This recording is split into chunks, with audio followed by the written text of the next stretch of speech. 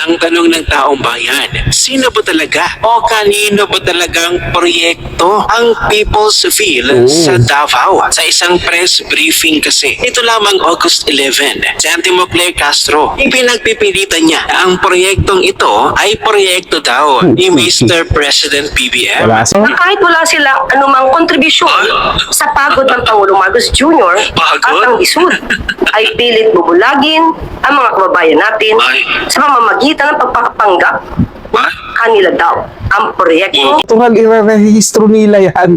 Kukuha sila ng mga building permit kasi part ng process yan. Hindi ko mo nakadate yan sa panahon na presidente na si Bongbong Marcos, ay sasabihin mong kanya na yan. Ang dapat na pinakita mo dyan para mas matibay kung siya ba ang nag-groundbreaking yan. Diba? At nandoon ba siya nung sinisimulan ng gawin yan? Pondo na ibinigay dyan na nagpapatunay na itong pera na to ay nanggaling sa Pangulo na siyang nagpagawa ng proyekto na yan.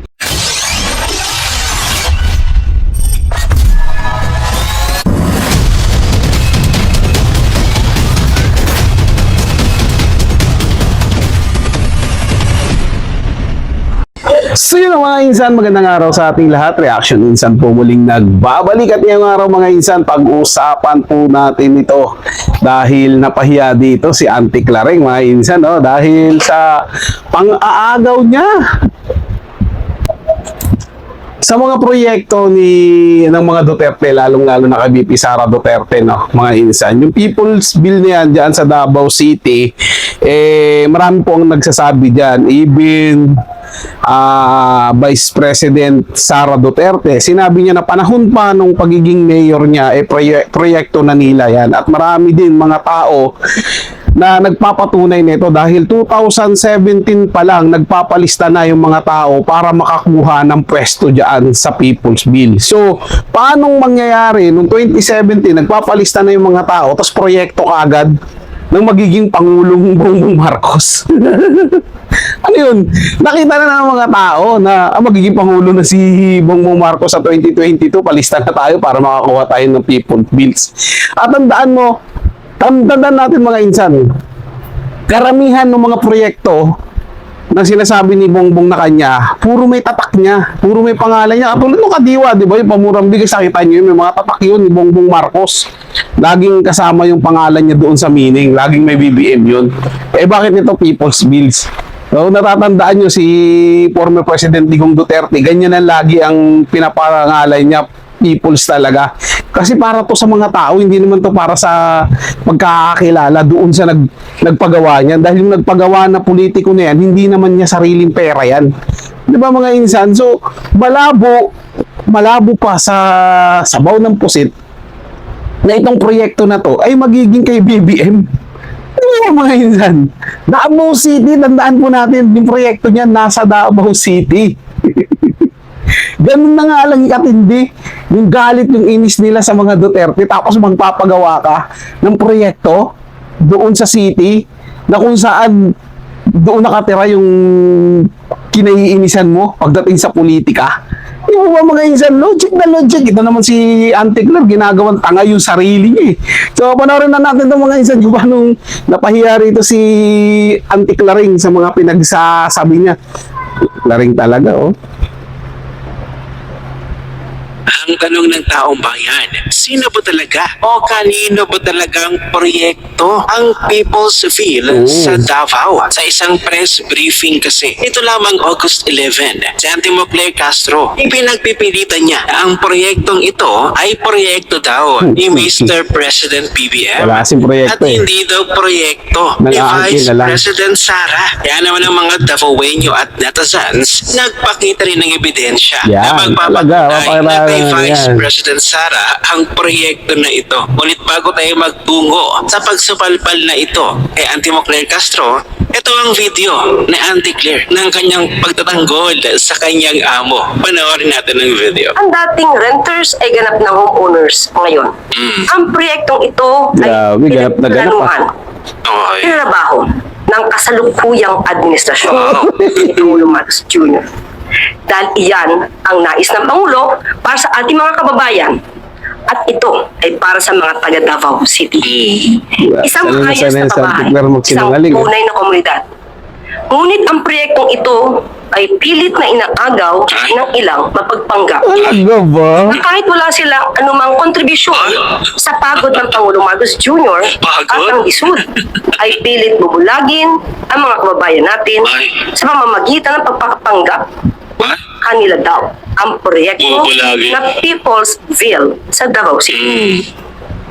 Taong 2023 na ma-approve ang development permit ng proyekto. Noong 2024 naman ay inilabas ang Certificate of Registration to habang ang building permit ay na-issue noong February 2024. Ipapakita ko po ang mga katibayan na aksyon ng pamahalaan. Ipakita mo rin yung groundbreaking. Patungkol dito Mga sa proyekto na kayo nag-groundbreaking eh, kung sino ang nag-groundbreaking. narito po ang development permit para hindi po tayo mabulagan at maloko yung ibang mga tao Declare. na ang proyektong Tagal mo nang pinagloloko taong bayan. sa lukuyang administrasyon. Kaya nga Ang nagpapanggap. development permit po ng People's Ville sa Davao City ay na-issue lamang noong July 18, 2023. Ito po ang pinalaking kopya ng development Saan kaya permit. banda sa recto nakuha yung papel? At kung mapapansin niyo po, nandito po yung date. Ito na naman eh. Kaya pinalakihan ko rin po para makita ng ating mga kababayan. Ito po yung pinalaking upper portion ng nasabing development permit. Nandito ang petsa, July 18, 2023. At maliban dyan, ang Certificate of Registration number 00022414 para sa People's Ville 123 Condominium Project, na-issue po ito June 20, 2024. Tapos? Panahon na po ito ni Pangulong Marcos Jr. Panahon lang eh. BBM na issue, kanya na. Petsa na nakasaad po sa may Ibay mo talaga, Tigler. na nasabing certificate. Nandito po, June 20, 2024. At kasama rin po na ipapakita ko sa inyo ang building permit para sa People's Ville. Application 2300823 na may petsang December 6, 2023. Tapos? Po, ang application for building permit. At na-issue naman po ito February 16, 2024. Ito po ang pinalaking may petsa ng nasabing dokumento. Grabe yung pagkatanggol niya, no? Ganap na ganap So, sa maging Declare. mainam po na maging mapanuri tayo. Ay, talaga. Oo. At ang proyektong ito ay para po sa ating mga kababayan. Hindi para magpabida ang sinuman, kundi laan ito para sa ating mga kababayan, lalong-lalo na sa Davao City. Auntie Claire, kahit anong gawin mo, Claring, walang maniniwala sa iyo. Yung mga rehistro na yan, mga registration na yan, meron din yun sila sa Davao. Natural, i-rehistro nila yan. Kukuha sila ng mga building permit kasi part ng process yan. Hindi ko mo nakadate yan sa panahon na presidente na si Bongbong Marcos, ay sasabihin mong kanya na yan. Ang dapat na pinakita mo dyan para mas matibay kung siya ba ang nag-groundbreaking yan. Diba? At nandoon ba siya nung sinisimulan ng gawin yan? Pondo na ibinigay dyan na nagpapatunay na itong pera na to ay nanggaling sa Pangulo na siyang nagpagawa ng proyekto na yan. Yun ang pinakamagandang ebidensya mo. Hindi yung date kung kailan nirehistro yung ganito sa 2023, nirehistro yung ganyan sa 2024. Presidente na po si Marcos. Alam namin, presidente na si Marcos ng mga panahon na yan. Pero ang tinutukoy dyan, yung proyekto na yan, hindi kanya yan at hindi sa kanya nagsimula yan. Imagine mo 2017, nag-a-apply na yung mga tao dyan sa People's Bill para makakuha ng bahay. Diba? Ano ba pwesto ni Bongbong Marcos nung panahon na yun? Diba wala? Dahil natalo siya sa pagka-vice president kay Leni Robredo. Oh. So paano siya? Ano yun? Nag-time travel? Yung mga tao na, uy, si Bongbong Marcos pala magiging presidente sa 2022, kuha na tayo ngayon. Diba? Tapos nung nag-groundbreaking, bakit wala siya ron? Eh, yung amo mo, pag may mga ganyang mga proyekto, bida-bida kagad yan, nagpapakamera kagad yan, lalo ka na. Kaya imposible na yung proyekto na yan, eh magiging inyong inagaw, inyong inangkin, pwede pa. Antiklaring naman ako. Ang mauuto mo, antiklaring makagaya mo lang na mahina mag-isip. Pero yung mga tao na magaling ng mag-research, magaling ng umunawa, hindi nyo kayang bulahin. Hindi nyo kayang utuin nyo sa mga pinagagawa nyo. Wala kayong mga proyektong matino. Ang meron lang nakawan sa gobyerno. Yan ang malinaw. Pero proyekto, wala. Eh kaya nga lang, Auntie Claire. Ang sabi mo, maging mapanuri. Ngayon, sinuri nga ng mga tao. Ng taong bayan ng pagiging mapanuri. Abay lumabas sa kanilang research na 2021, meron ng signage ng People's Ville sa Davao City. Nakatayo na isang taon bago maupo si Mr. President mo. So base sa inyong nakikita sa screen, ICC, better known as Auntie Claire, claims that the People's Ville Housing Project was initiated by the Marcos administration. However, Google Street View shows that the signage for the housing project was installed as early as 2021 during the Duterte administration. In fact, the People's Ville Housing in Calinan was a project Mayor of naman si Sara Davao Duterte City niyan. Mayor Inday Sara Duterte. Lahat na lang ba ang ninyo? Ang hirap talaga ng zero accomplishments. Ito pa ang sabi ni Sastro Gandasaso. Auntie Claire, these screenshots are from the project information fact sheet of People's Ville that can be downloaded from the Environmental Management Bureau of Davao City. For your information, Auntie Claire, inabutan na lang ng amo mo na ongoing ang project at inangkin mo para sa kanya. Tawag dyan, repacking, Auntie Claire. At ang ating puntahan itong link ni Sastro Gandasasot, ayan, nakikita ninyo ang basic project information na kung saan nakikita ninyo date issued September 14, 2021. Ito pa ang sabi ni Adrian Pascual, excuse me, sorry ka, Auntie Claire, at hindi ninyo mapakiusapan si Google na burahin ang record nila sa Street View. Key details about the location, exact address, Purok 10, Barangay Riverside, Calinan District, Davao City, Philippines. Coordinates, contacts. It is located directly along the Davao Bukidnon Road, approximately 24.5 kilometers away from downtown Davao City. How to find it on Google Maps? 1.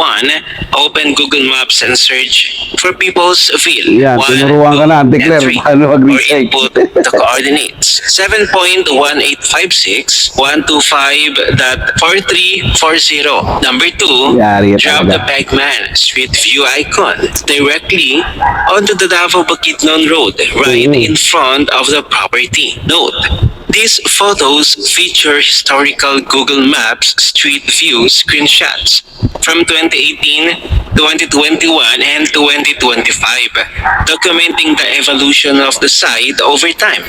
Notably, by 2021, a large tarpaulin billboard was installed, officially marking the property as the location for the People's Ville 1, 2, and 3 housing project.